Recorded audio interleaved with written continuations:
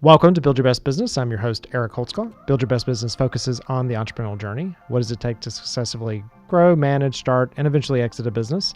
I'm talking to a repeat offender today, Sean Flood. He is the CEO of Gotcha, but it's very interesting because Sean and I have had several conversations about what his company does, and I'm seeing more and more. I think you were an early adopter of this space. So for those that don't know what you do, Sean, tell everybody what Gotcha is about. Yeah, well, thanks for having me back. I'm a happy repeat offender, so I'll come as many times as you will invite me. So Gotcha is a mobility as a service company. We've evolved a lot over the 9 years, which in this space makes us a kind of elder in the space. We've been doing this for a long time. But we provide kind of turnkey solutions from ride share, bike share, scooter share, and some other kind of really exciting mobility options to universities and cities. Yeah, and you started on universities, right? That's right. Yeah, started originally at Florida State back in 2009 and have evolved a lot since then. Yeah, so since the last time we spoke, I now have a daughter who's in college. So she's in college in Boston.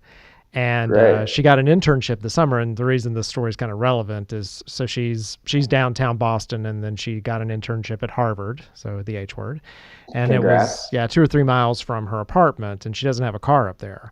So we had this very long conversation about how she was going to go back and forth to Harvard, and we at that time here in Atlanta had seen like the bird scooters and the whatever. She wanted us to buy her a bike, and we're like, bike sounds really dangerous. We've walked the streets up there. No one has how to drive. Don't you want a scooter, right? And it was really driven by kind of the bird scooter concept and Lime and all this other kind of stuff. So this whole ride sharing, just leaving something somewhere and somebody else picking it up, I mean, this has become a big thing. Yeah, when I launched Gotcha at Florida State in 2009, the idea of sharing things, and at the time that was just low-speed electric vehicles. This is pre-Uber, was to that demographic, still very, very foreign. The idea now of personal car ownership is kind of a thing of the past. I think it decreased something like 25-30% last year. And now even owning a bike, which has been a kind of a pain point for a lot of people, now that idea just doesn't exist. Now that you have shared bicycles, shared vehicles, now shared scooters. So a lot has changed. We're in a very exciting time because of people like your daughter who I think now are getting used to a true shared economy. Well, and it reduces their footprint. She's going to school to be an artist. So she's also very, she's a very frugal person. So, which is a good thing. That's good for you. You're going to be an artist, right? So talk to me about how the business evolved. I mean, I know sort of the last time we talked and what you guys were doing. What are you doing now? Is the model similar? Is it still like in partnership with companies, or is it more of a direct consumer model? So a lot has changed, but the thing that I think fundamentally has stayed the same, and as long as I'm lucky enough to run the company, will continue to stay, is that we start with a partnership. As you mentioned, kind of some of the other folks in the market, we start with a partnership, whether that's a university or a city, identifying what their challenges and pain points are. And then we offer a solution to that, whether that's ride, bike share, scooter share, all of them or one of them, or in some cases, none of them. Right. We want to be partners for years to come. So the idea of just deploying a bunch of bikes or deploying a bunch of scooters and then asking for forgiveness later is just not part of our kind of mantra. So I think it's what's allowed us to kind of stand the test of time. And I think it's what will allow us to be successful for years to come.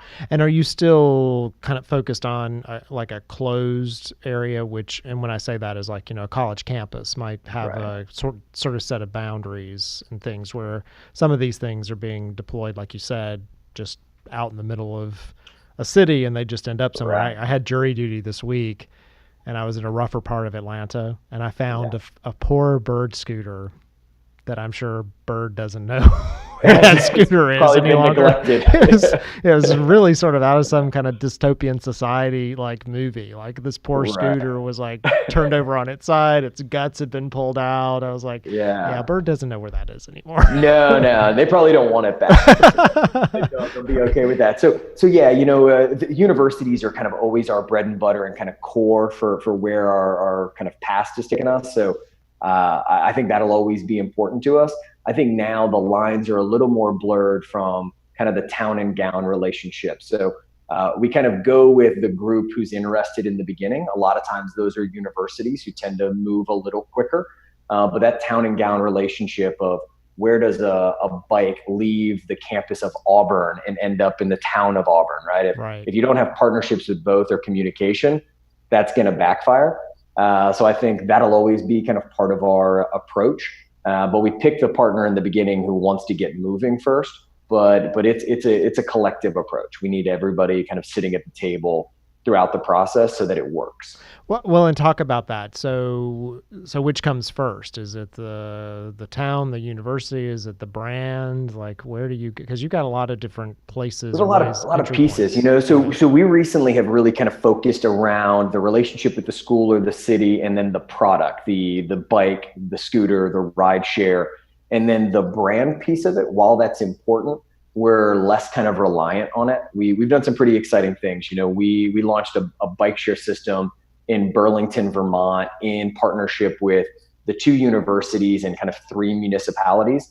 And there were a few people who were able to kind of put money together to help fund the system. And then there was a missing piece. So our brand experience allowed us to work with Ben & Jerry's, 7th Gen, and Blue Cross to fund the system and come up with these really cool kind of branded bikes. So that to me is where the kind of intersection of these mobility options and then our experience in media and branding set us apart from our competitors. It's like closing the gap opposed to having to lead with it, which is I think what we used to do, kind of over the past 9 years. Yeah, because the last time we spoke, you were on the cusp of the bike. Yeah. Like you were talking about it. I think you had like the first gotcha bike and you were looking at what it was going to look like and how it was going to be. And wasn't there some special part to the gotcha bike that was different, right? Yeah, the gotcha bike is, it's a smart bike. One, we build them all here in Charleston, South Carolina. So it's an American made smart bike. And that bike has even evolved and changed and kind of will continue to change.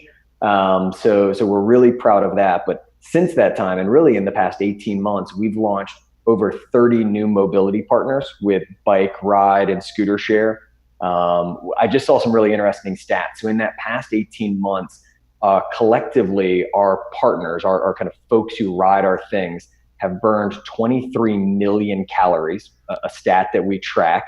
They've taken over 500,000 miles of alternative forms of transportation. You picture that's a lot of biking and a lot of scooting. And that saved them a little over $300,000 in doing that versus owning and using a personal car. Yeah. So it just proves that like this is working, right? Yeah, this alternative modes. So in your model, what is the skin in the game of the person who's using the system? Are they paying for it in any way, or is it completely sponsored by the brand? Like how does that happen? No, we kind of think now and over the past kind of year and a half that the user pay side of it is important. One, there's kind of some personal ownership to that. If it's free, you're less likely to take care of it. And that now that these are really modes of transit, and that has evolved over the past few years, people rely on it. It's how they get to and from work or to and from class or out with friends. So they're willing to pay for it. I think these modes of transit are less expensive by far than personal car ownership. And we're starting to see them be less expensive than Uber and Lyft and these other kind of shared systems. So people are happy to pay for it. It makes economical and kind of environmental sense for them. Yeah, and that was our choice with our daughter. Is she was certainly not going to have a car in Boston. Like, I mean, there's nowhere for a car. Talk about expensive. The weather's bad on them. It's not like you're garaging the car. The choice we were making was between how much would the Uber rides cost between her apartment and the job, and how much would it be for her to either get a scooter or, like we were making those decisions. So that was that was our kind of benchmark, was how much does Uber, like how much is that going to cost over time? Yeah. So you and your daughter are our exact demographic. So thank you very much. So embracing that sharedness. Yeah. So talk to me then, I'm curious, because you got a lot of like, I guess, assets. You got a lot of stuff out there that you're managing and keeping up with. You've got the relationships. Like, where are some of the things that have been either easier than you expected, more painful? Like, what would you go back and say, Sean? Yeah, dude, don't do that again. Yeah, gosh, that probably changes every day. I think we've been real fortunate. So we've scaled, I think, very smartly. Over the past 18 months, we've gone from like a company of 8 or 9 people to 60 plus team members, both in our kind of headquarters in Charleston, our West Coast headquarters in LA, and then kind of all of our remote operating locations. But I think like we've added operations while we grew the business. So the pain point for this industry is you're moving people on a bunch of things, right, and safety is a concern, reliability, like all of that. So I think we did that really well. Heck, I would have probably started scaling that sooner, would probably be my only like, Sean, you could have done that a little faster. But again, I'm a little conservative on let's build the right base of this business so that we're here 10 years from now and not just, a story that goes away next year. Yeah. And so West Coast headquarters, LA. So how did that happen? You may have said it and I missed it. Yeah. So we, kind of a different path. We did a roll up with a private equity firm about 1.5 years ago. They owned a media business that was headquartered in LA, primarily focused on college campuses, really fit the kind of gotcha model around connecting brands and college students. So today we also operate the largest out-of-home college advertising network of how brands kind of connect with college students. So that business originally kind of sat in LA. We still have an amazing team out there. And then we also have our mobility business in that same kind of space in LA. Yeah. And the reason I ask is, and though I could see the campuses there because there's a lot of that, but LA people love their cars as much as us Atlanta people. They do. It's funny. Every time I'm out there, I mean, traffic, they planned their day around it more than Atlanta. And I spent 10 years in Atlanta. They plan like where they go, who they socialize with, like all of that around traffic. Well, somebody was here in Atlanta recently and they said that they noticed that we plan our days based on how long it's going to take to get somewhere, not like how far, right? Like it could be 3 miles from here, but it's going to take me an hour. So I got to leave now. Right. Yeah. So yeah, that's great. And that, nothing impacts your quality of life more than sitting in a car for way too many hours a day. Yeah. Well, it's the thing that always, we've got real longevity in this space because that's the problem we're trying to solve, right? Yeah. Atlanta's a great example. You commute into the city every day and you'll see a majority of people riding by themselves in a car, right, probably from the same neighborhood as the person next to them.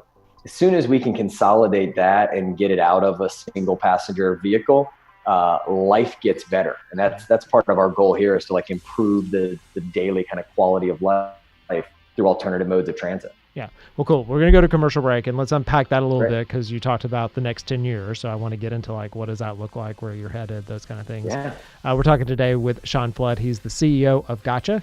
You're listening to Eric Holtzclaw on the Build Your Best Business podcast. We'll be right back.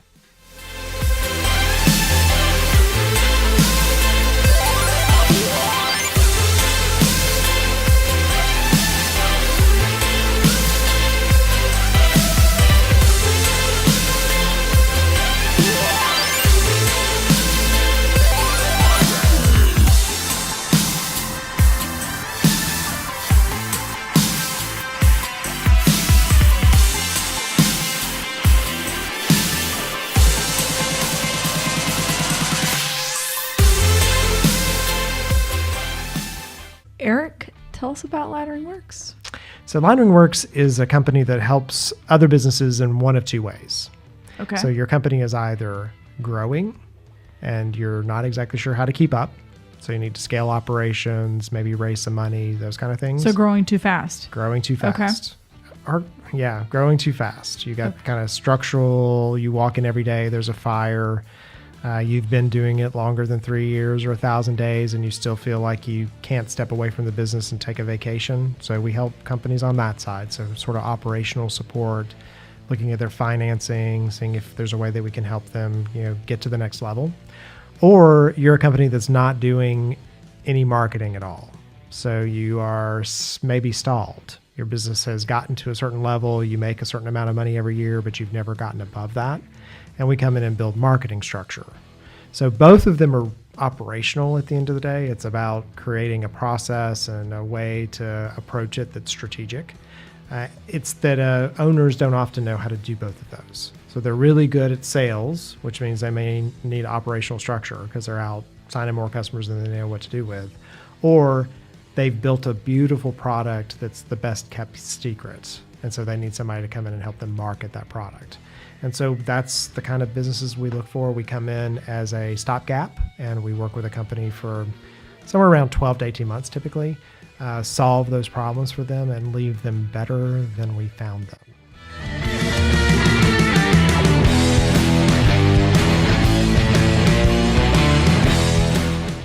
And we're back. You're listening to Build Your Best Business. I'm your host, Eric Holtzgall. We're talking today with Sean Flood. He's the CEO of Gotcha, which I like their company. It's one of those. I talk to a lot that I'm kind of like, but yours is a cool company. I like what you do. You get to kind of connect things that are two of my favorites. It's marketing and disruptive. And we won't call it technology, but disruption. Just like you're in the middle of disruption and you're using marketing to help drive it forward. It's a nice little mix. So you and I were talking before we went to the commercial break about the overall idea of the, kind of the sharing economy. And you were talking about, people sharing cars and like, how impactful do you see this concept of sharing things? Yeah, I think one, we're just at the beginning of it. So I get really excited about kind of the size of the opportunity and just how much kind of runway ahead of us we have. So I think we're kind of a transformative time where people are starting to understand that, sharing is kind of caring. Right. Personal ownership of things is burdensome at times. And that if you have really high quality products and it's convenient and there's technology tied to it, you're more apt to use it. And that's really where Gotcha is we own the technology, the products, we have a partnership, and we're in the right locations. So I think, there's some exciting things ahead, not just in the Gotcha world, but in this space in the next, 18 to 24 months. Yeah. And an important thing you talked about is, the ability for a group or someone to use something that's a much higher quality than you might go out and buy or use or do for yourself. Right. Yeah. I think about that all the time with, I'll do projects around the house or something. And I only need that tool this one time and may never need it again or won't need it for 15 years or whatever. And all of a sudden it's stored in my house. Like I've got a museum of these and I probably didn't pay as much for it as I could have if it was something I knew I was going to get to pass on to someone else, just borrow for a little while. That's what I do like about like Home Depot tool rental. You can rent a really nice reciprocating saw from Home Depot and do some big damage quickly. That's right. Well, think about it. You already own the biggest asset that is underutilized. I think the average American's car stays parked for 23 hours a day. Yeah. Right. So it's next to your home. It's probably your most expensive kind of reoccurring expense. And we keep it because we like the idea of a car and the lack of anxiety that it provides that we can go from A to B when we want. Truth be told, we park them most of the day. Yeah. So And it's interesting, there's all this discussion about how technology is, we've got social media, which is supposed to connect people more and you have better community. But at the same time, all of this technology and access makes us more solitary, right? If you live in Atlanta and you're commuting, you're in your car by yourself for an hour and a half a day, at least. And if you could get to that kind of carpooling model, hey, you could hang out with somebody. Like it's a lot more fun and a lot more, interesting than sitting in the car by yourself trying to find the next thing on the radio or the Pandora station. Yeah. Yeah. I heard somebody say it correctly is we all bought cars because of the car commercials where the guys cruising down the coastal highway, listening to music, really comfortable. But you're in Atlanta, how often do you really get that utopian car experience? But on a bike or a scooter or in a vehicle, where you're not part of traffic, you get that joyful, wow, this is working. Right. And I'm not stressed because of it. So it's pretty cool. Yeah. So talk to me then what's about next? You talked in the first segment about the next 10 years of the company. So you've obviously got some big plans. So it's funny, we're in a space where it's, the next 6 months are such a kind of important phase. We're rolling out kind of a whole new platform that we own end to end from a technology standpoint. So be on the lookout for kind of the new Gotcha app experience. And within that, we're going to provide an environment where consumers can access a variety of different transit options. So if you're on a university, you can use all of these gotcha tools within one place. So it's going to be very exciting. I think the market and the kind of partners we've already kind of signed up for it are excited about it. But we're very eager to kind of roll it out to the greater marketplace. And so from a growth perspective, you talked earlier about scaling and hiring people, and you've got the technology and the partnerships. Like what if any of that keeps you up at night? Is there any one of those that you're more worried about? You probably asked my wife. Everything keeps me up. I don't sleep a lot by nature, and I have two small boys under 4, so sleep is something that is a distance memory. Okay, you're on the other end of the spectrum for me. I'm that's not exactly a good sleeper, right. Yeah. but I'm empty nester now. I got a big house. Plenty of room. Right. Yeah, it's what keeps me up at night isn't the typical things, right? You talk to people who it's like fear or like anxiety or like what am I gonna do next? Mine's the excitement of what's next and how pumped I am to like get to work the next morning. I mean, we've got this amazing team all kind of rowing in the right direction. But it's that like, how do we do it faster? Because the environment is really, happening in real time. The game's being played right now and the world is like shifting beneath our feet. So what keeps me up is like lack of time in the day. Yeah. In order to really get at what we're doing. So. Yeah, and time being that, it's that just things, especially when you're doing what you're doing, they move so quickly, but you almost feel like you don't get enough done, right? You got all this stuff that needs to get accomplished and kind of hitting a window. And what's really interesting in us having this conversation today is how much heat has been applied to this space, right? Yeah. Because when you and I originally talked about the first thing you guys were doing, like it was interesting and whatever, but this whole concept of this sharing and, and the demographic you're going after is the perfect demographic for it. They're the ones who view it the most as sort of the way forward. Yeah, I agree. And I mean, it's overnight, it's a multi-billion-dollar industry with the kind of fueling of a very large kind of VCs in the game and, Uber and Lyft and the other kind of big guys getting into the space. So yeah, it went from like, that's cool. Like you move people around in electric vehicles or bike shares neat. Like we should catch up to Europe and Asia and using alternative modes to this is a real valuable space and a space that people can have a real effect on. And as a result, like build really big kind of scalable businesses. So yeah, that happened like overnight. I didn't realize that Uber and Lyft were considering this space. Yeah, they've jumped in kind of pretty actively and made some pretty big acquisitions and kind of investments and things. So yeah, they're kind of eye on the right prize. And so what is that? How does that make you feel? Right? Like I guess we're in good company. I like to think that Gotcha's approach is the right one, and I think that we've carved out a nice business, but I think we've carved out more importantly a path forward that lets us be the player in the area that we want to play in. And we've proven by doing it for so long and building this really good network of partners who believe in what we're doing, that like we're here for the long haul. There's in the past 12 months, there's been plenty of companies who have raised hundreds of millions, some that have raised billions of dollars and have fizzled out like in under 12 months. Right. So, they didn't do it right. Money wasn't the cure all for success. And I think we're just well positioned to continue playing in this at a very kind of high level. And so talk me back, because I mean, you've always looked at it from a business perspective as a business, right? Like how am I going to grow this and grow it organically and make sure it's healthy, which is always the better way to do it. Regrettably, the people who spend the billions of dollars get more press and people talk about it and whatever. But back in the early days of deciding to do this, like what was the thing that you thought would make this work? Like, was it, how did you decide this was going to be a thing? Yeah. So, I'd love to say like, I knew this was going to be, mobility would be massive. That wasn't the case, but I was like always ingrained by like my parents who were entrepreneurs that you build businesses that are scalable, but like can pay the bills and sustain your team and like actually be a business. And I think what's happened, is that people look at raising money as success, right? Like I've been successful raising money, and that must mean that I have a successful business. Well, like there's graveyards around the world of companies that just was not true. Right.